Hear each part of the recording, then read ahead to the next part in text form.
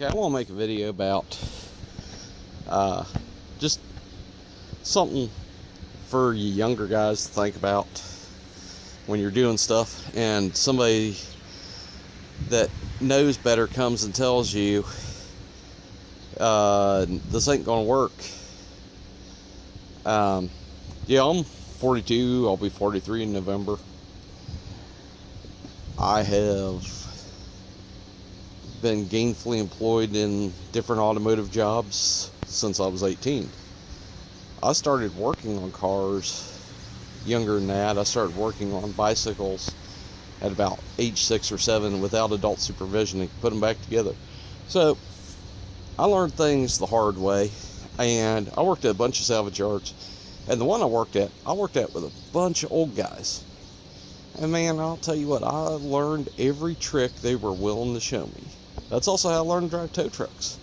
Hanging around an old guy. I went months helping operate a wrecker free of charge, just to get more experience and learn everything I could from this one wrecker driver that had drove for like 10 different companies, had done heavy duty, medium, light, police towing. I was learning everything I could from that feller for years.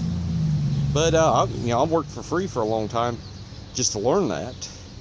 The wrecker company, I'd ride with the wrecker driver, and I was a non-paid, like an intern, but I wasn't on the insurance.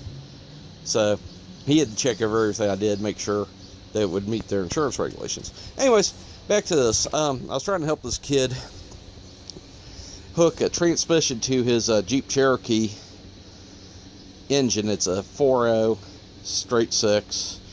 He's putting a high output where a non-high output was, and he's mixing and matching parts. But here's the thing. On the flywheel or flex blade, it's automatic. Some people get mad if you call it a flywheel. It has a starter ring gear and it's bolted to the crankshaft. I call them all flywheels. There's a tone ring or a reader ring for the crank sensor. It's actually attached to the back behind the starter ring, so that sticks out. I want to say a half inch, maybe it's an inch wide, somewhere between the two. And that's out past the starter ring gear going into the transmission, into the torque converter area. So you got to get the torque converter stabbed in about straight to go into that ring, because it goes over the edge of the torque converter, and get the studs into their holes. Well, this kid has the motor hanging from a tree, and he's got it picked up, and it's not picked up straight. The way he has it, his chain run, and through his come along that's hanging from, it's at a cant like this board is here. Now see the other board there? Other board is not at the cant. This is at cant. I got something under here to give you the example of the cant. Okay, you're trying to put the transmission up to here, and I told him they needed to take a board and stick under one side of the transmission, put it on the same plane, because you got to have your transmission to your bell housing. You got to square it up and have it on the same plane to be able to stab everything in and get your bolts to go in. But no, he was trying to do it like this and getting, he's trying to put the transmission on with it canted like that and start a bolt, and he about ripped the threads out of the block, and he just would not listen to me. So if you get them both, I know I turned you all funny again, but if you get them both like this, and you got them squared up, and I know these trailer rams ain't exactly square, and I know the brackets are at an angle, but there's a reason for that.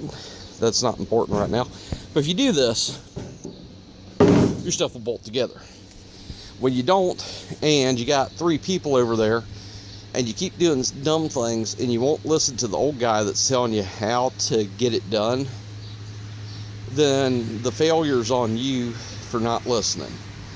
I can lead the horse to the water, but I cannot force it to drink from the pond of knowledge. And it really aggravated me, because I hurt my hands rotating that transmission. I was picking it up and rotating it around and taking the end of the chain and using it as a leash on the engine, trying to hold the engine in place. My back hurts horribly. My lower back hurts. My shoulders hurt, my calves hurt from doing it, and my hands and elbows hurt. So, you know, I'm killing myself trying to help this kid, and he just would not listen to what a word I was telling him, and he kept getting dumber and dumber and dumber. And finally I said, hey, yeah, I need to go over there and check, see if there's some beer I could drink, and I walked off. I couldn't take no more. You can only help someone so much when they're too stubborn to understand what you're saying. You just have to walk off and go do something else. And last night that was have a couple beers and barbecue some food, and I'm paying the price for helping them out because everything hurts today, and I'm getting too old to do that. And I got some more stuff here in this park I need to go clean up behind the one place. I'll also show you this here. Nifty tool I got a few years back. I've been using it out here in the driveway today. Picked some stuff up, and that's not even, I've already cleaned it off twice. But after getting a screw in my tire, I decided to bring this home, and I'm going to regularly sweep my driveway here, because when you get a screw in the tire and you have to put a plug in the tire, you kind of ain't so happy. And you know, it's one of those things where it happened at a bad time, and screw in the tire 2 days before the fuel pump went out in this thing. So I was working under this thing trying to change the fuel pump, and I had a front tire flat that made it harder, even with the rear of the vehicle raised up, to get in on the passenger side, because the passenger front was all the way down on the ground, and I did not have my air compressor at home at the time. Now I got my air compressor here, so I got 100 psi of air on hand. But anyways, that there was on sale for $14.99, and the little bolts that hold the wheels on, something's not right, because you wheel it so far it gets tight on the one side and loose on the other. You have to flip it over. I haven't bothered to try to adjust it yet, but that'll be a future thing.